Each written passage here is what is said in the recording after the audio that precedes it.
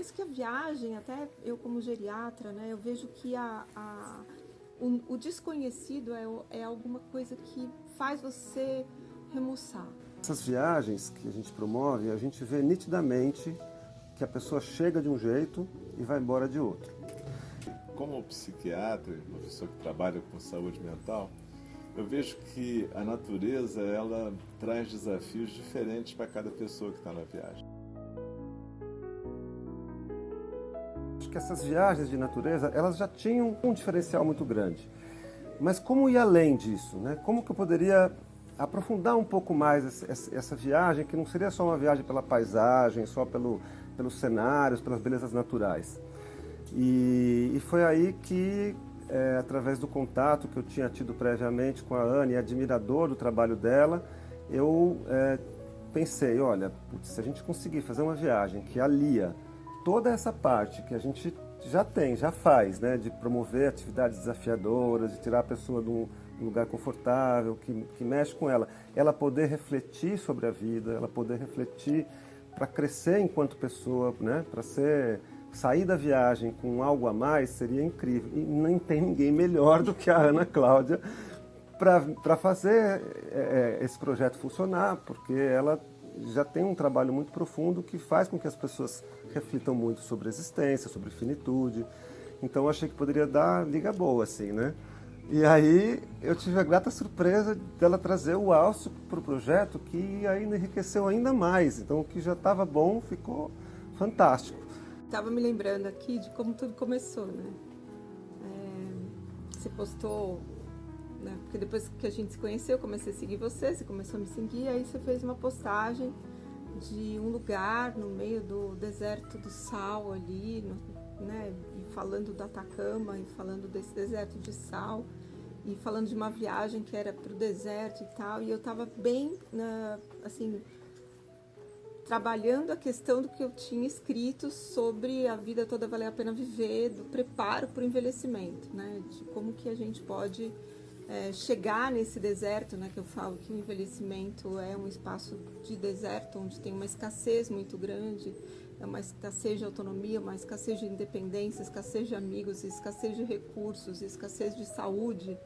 E as pessoas tinham que se preparar para isso. E aí você fez essa postagem, eu fui, né, eu tinha ido uma vez já pro deserto do Atacama. E você fez a postagem, fui lá curtir, e acho que eu comentei alguma coisa. Puxa, eu quero muito fazer essa viagem. E aí você me chamou no WhatsApp, falou, Ana, o que você curtiu lá, tal? Queria, né, vamos conversar. E, né, tive uma ideia. E foi quando você falou, não, eu tenho essa proposta, né, de trazer para as pessoas essa consciência do espaço externo complementando o interno, de que nós fazemos parte da natureza, de que a gente não vai explorar a natureza, a gente não vai descobrir o que ela tem para dar, mas é o que a gente tem para dar para essa natureza. Enquanto a gente faz parte dela, a gente se transforma com ela. Eu falei, cara, eu adoro viajar, não topo para ontem, né? Porque a gente tem a possibilidade de ter todos os ganhos do turismo de natureza, os ganhos das conexões que se estabelecem entre as pessoas que estão na viagem, as conexões que se estabelecem com as pessoas do local, que tratam a gente muito bem, tem uma história por trás, né? Tem uma história longa por trás, né? E as conexões que a gente estabelece com a própria natureza e com a gente mesmo, nessas reflexões que são proporcionadas pela Ana e pelo Alcio. Quando uma pessoa sai do seu ambiente conhecido, ambiente de conforto, e ela se propõe a conhecer um lugar normalmente bem diferente, né? Pode ser um deserto, pode ser uma floresta, pode ser, que nem na Chapada, uma mistura de ambientes e culturas, né? Sempre é um desafio para a pessoa, né? E sempre ela está se desafiando de alguma forma. Eu acho que aventuras, ela recupera um tipo de viagem que, na verdade, é uma coisa bem antiga. Eu estava pensando nisso outro dia. Porque, na verdade, no século XIX existia a viagem de cultivo. Ou seja, a viagem tipo do Humboldt. O objetivo daquelas viagens não era o consumo imediato, não era ver paisagens. Na verdade, o Humboldt, por exemplo, ele é considerado o inventor da natureza, né? Porque ele que inventou esse conceito, ele fazia desenhos, ele mapeava, ele explorou a América do Sul toda. Então tinha uma viagem que, sim, era uma viagem, mas era uma viagem de cultivo interior também, que a pessoa amadurecia. Então eu acho que tem um desafio aí, que é você poder fazer as duas viagens ao mesmo tempo. E a gente vê isso nos grupos quando a gente faz, né? Quer dizer, que as pessoas começam a entender que elas estão tendo um tempo sagrado ali, um tempo para poder se encontrar. Que normalmente quando a gente está nas nossas vidas do dia a dia, a gente não faz isso. A gente se perde, né? A gente é arrastado pela vida e a gente não consegue fazer essa noção de eu estou caminhando, onde é que eu estou, para onde que eu estou indo, o que eu estou fazendo na vida, né? Então esse tipo de viagem que você promove, Jota, eu acho muito valioso. Escutando você falar, eu fiquei me lembrando que em mim, essas viagens para o desconhecido, assim, que tem um desafio, elas me trazem para o presente. Porque você acaba sendo... É a primeira vez, né? É um desafio. Então, os sentidos parece que são canalizados para você viver aquele presente. Então, de certa forma, acho que é um efeito colateral positivo que essas viagens têm, né? E eu penso que a viagem, até eu como geriatra, né, eu vejo que o desconhecido é alguma coisa que faz você remuçar. Porque quando a gente está na infância, você vai buscar as coisas à tua volta, você tem curiosidade de saber as coisas, porque é desconhecido. Mas ao mesmo tempo você tem um pouco de medo, então você está com seus pais, não dá para você ir sozinho, soltar na natureza. Então, de repente, ter, né, toda uma infraestrutura de aventuras, de esses guias, cara, que são essas pessoas, né? 1000 mãos, assim, para ajudar todo mundo, esse cuidado com cada um que está no grupo. E aí você vem para um lugar onde você tem essa proteção e ao mesmo tempo você pode ter essa curiosidade. E a curiosidade, ela vai para um lugar dentro da nossa cabeça que não é do lugar comum, daquilo que você já sabe fazer. Você vai encontrar pessoas diferentes, mas com o mesmo propósito. Então, quando a gente começou isso, né, de falar, nossa, vamos fazer uma viagem pro deserto, a gente começou pela Chapada. E depois deu certo a viagem do deserto, foi aquela experiência surreal, né, de 7 dias. E aí eu lembro que eu fiz a divisão, né, cada dia eram 10 anos, pra gente chegar juntos no envelhecimento. E como é bonito quando o grupo, ele nunca se viu, mas sempre se amou, né? Então, eu e o Alcio, a gente acaba se tornando ponte para que essas pessoas se encontrem. E acontece esse enlace das pessoas, que elas ficam perenes, né? É uma conexão que perdura e depois elas se reencontram em outras viagens. É muito gostoso isso. Uma viagem de conexões em viagem, que você tem uma condução feita pelo Alcio e por você, que traz todo mundo para a mesma página, né? Aí forma quase que uma egrégora ali mesmo, e a viagem tem uma potência muito grande, né? Uma potência de reflexões e transformação. Bom, para a próxima viagem, a gente tem um combinado da gente ir para a Namíbia. A Namíbia é um país que sempre me chamou muita atenção, porque geralmente as pessoas, quando resolvem conhecer o continente africano, elas vão muito para a África do Sul, ou então vão para os países do norte da África. Mas a Namíbia ela tem uma diversidade de paisagens muito incrível, e ela tem 2 desertos. Não basta, né? Então a gente tem condição de fazer uma viagem passando por esses ambientes. No percurso foi programado que a gente passe por diversos cenários que vão nos proporcionar contato com as comunidades que vivem nesses ambientes, né? Ver culturas diversificadas, ter contato com vida selvagem, porque a gente vai ver elefante, vai ver girafa, vai ver os animais, vai poder fazer safari, mas também vai ter o contato com o deserto do Kalahari, que é o segundo maior deserto do mundo, né? Só perde para o Saara, e também vai poder passar pelo deserto da Namíbia, né? Que é considerado o deserto mais antigo do mundo. Então eu achei que dava um bom casamento, né? Não, dá um super casamento, porque o que acontece depois que você se preparou, chegou no deserto e você se deu conta que você não se preparou, porque já chegou lá. Ou que você se preparou e agora você tem, né, hoje em dia você pode ter até décadas pela frente no deserto, né? Você se preparou, tal, chegou lá, você tentou, né? Fez 70, chegou lá no deserto, e aí, né? como é que é a vida depois? E aí é o segundo momento do oásis, onde você vai descobrir aquilo que você não sabia que sabia, que é essa ancestralidade, que é essa consciência, né? Um deserto que é o mais antigo do mundo. Quando a gente foi para o Atacama, a gente viu uma coisa muito forte do que é difícil, do que é hostil, do que é árido, mas como é depois que você já passou muito tempo ali? Então, um deserto que ele já é deserto há muito mais tempo. Então, o que ele mostra pra gente? O que é esse envelhecimento mais consciente? Aí, quando você falou, né, da Namíbia, eu tinha ouvido falar pouco, mas tem essa atração pela África. E aí queria começar pelo óbvio. Eu nem queria começar pelo óbvio, né? Agora, é importante que a gente tomou cuidado, nessa viagem, a gente tomou muito cuidado com a hotelaria.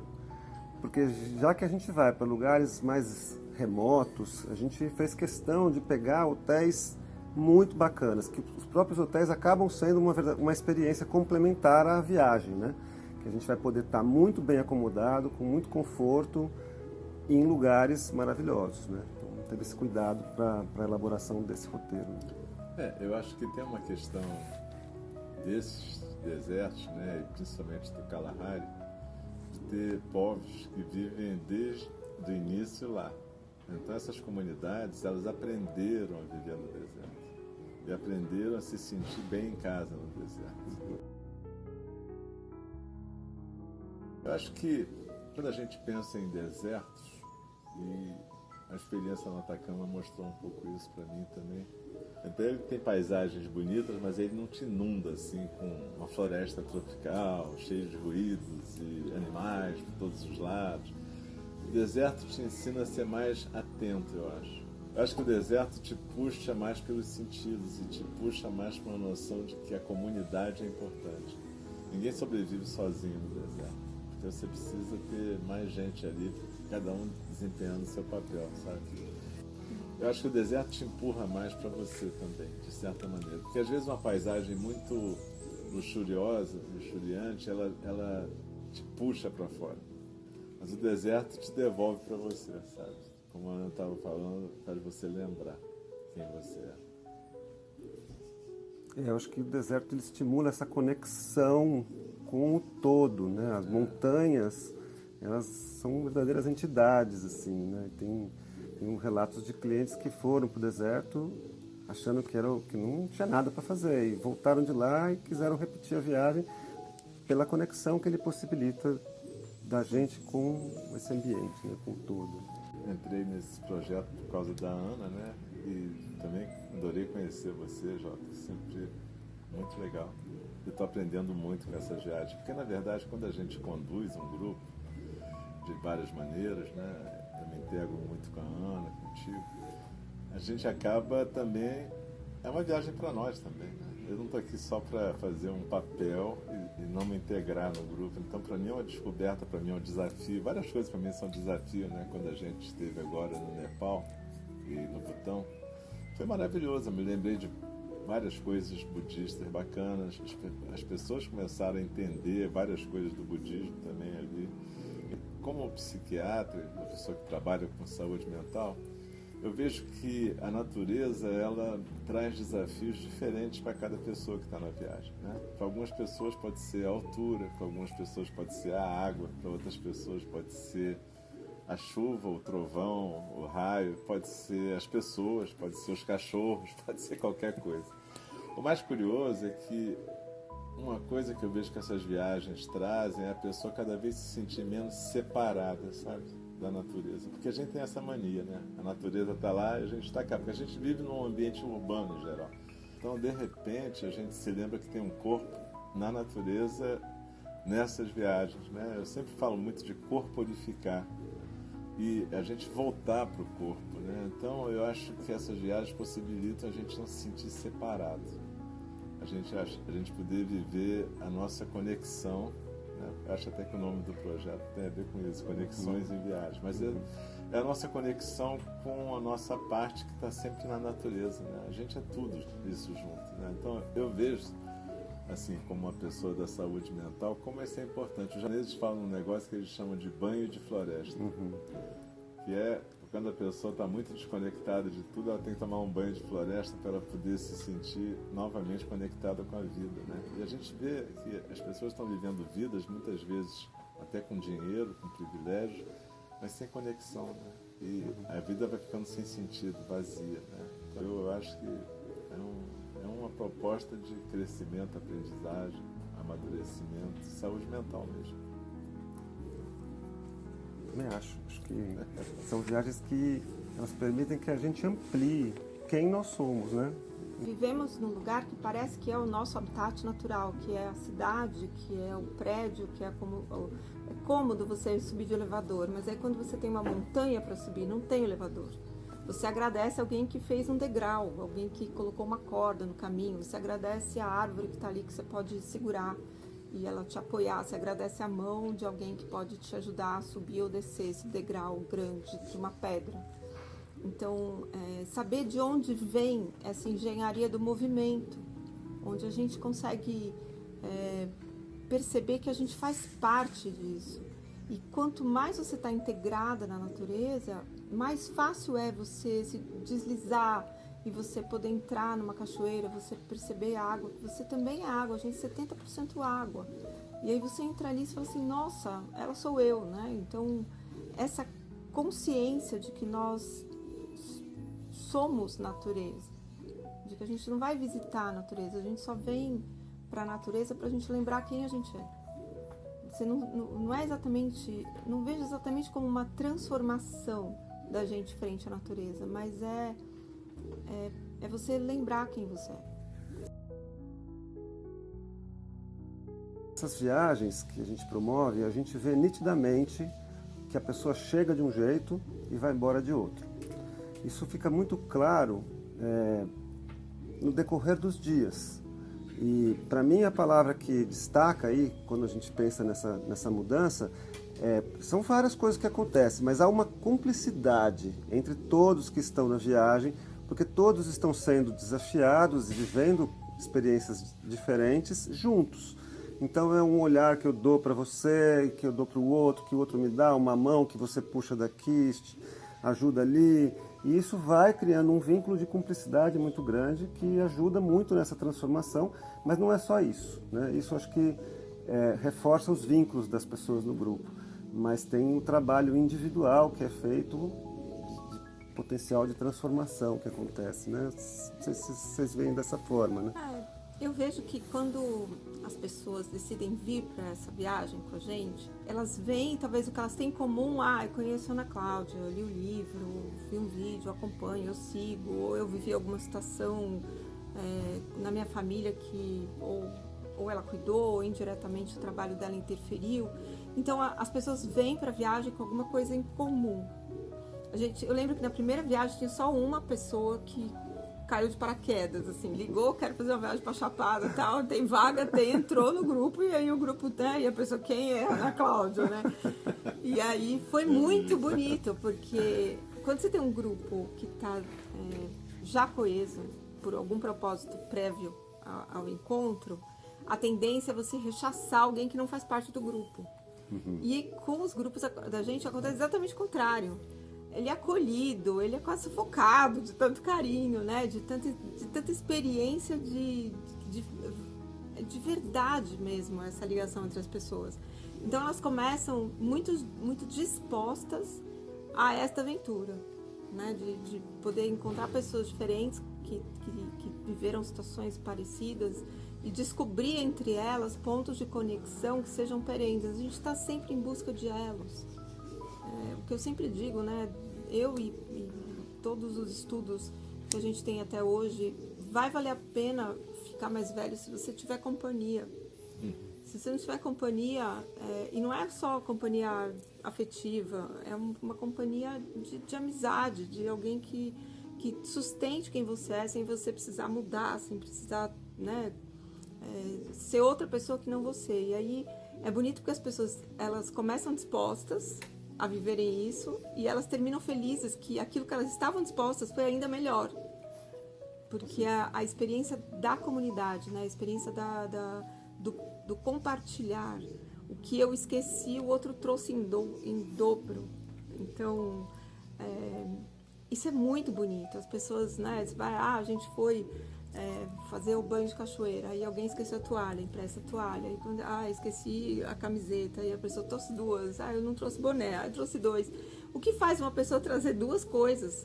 Que ela não vai usar duas coisas, mas como o grupo se conecta de tal forma que um se preocupa com o outro, um cuida do outro. Eu acho muito interessante também, porque quando a gente vai envelhecendo, fica mais difícil a gente fazer vínculos novos, vínculos de amizade. Uma coisa que as pessoas falam muito para mim no consultório é como está difícil fazer novas amizades. As pessoas se separam, aí os amigos ficam ou com um ou com o outro, dificilmente ficam com os dois. E aí as pessoas vão ficando mais solitárias. E é difícil na idade, depois de uma certa idade, você fazer amigos. E está cada vez mais difícil, porque a gente vai ficando mais velho, a gente não tem aquela paciência para rede social, as coisas todas. Então, eu acho que o que eu vejo, essa construção de vínculo é muito importante. Tanto que esses vínculos ficam, né? Essas pessoas continuam se frequentando, mesmo que tenham em lugares diferentes, e continuam praticando coisas juntos, né? A gente medita junto. Muita gente daquela viagem do Nepal formou um núcleo que acabou se integrando com gente que já meditava comigo, agora tem muito mais gente. E a gente está sempre junto, né? Eu acho muito legal isso. Viagens do Conexão em Viagem, para mim, elas ampliam quem nós somos. Né? Existem viagens que ampliam o mapa, você conhece mais. E tem viagens que são viagens para fora e para dentro, então elas nos possibilitam crescer. Para mim, essa é a síntese do Conexões em Viagem. Para mim, o Conexões em Viagem tem relação muito clara de saber quais são as minhas verdadeiras fronteiras. E cada vez que a gente faz a viagem, a gente amplia essas fronteiras. É como se eu pudesse ser maior do que eu sou a partir do olhar dos encontros com a natureza, com as pessoas que moram nesses lugares que a gente visita e as pessoas que vêm junto com a gente. Para mim, Conexão em Viagem tem a ver com um fato muito claro que eu vejo na minha trajetória. A gente é feito de relações. A gente não é feito de uma essência separada. Na verdade, a gente é feito de relações. Todas as pessoas que nós somos por dentro e as pessoas que a gente interage por fora. Então, para mim, esse projeto é muito legal porque me retorna para quem eu posso ser, o melhor de mim.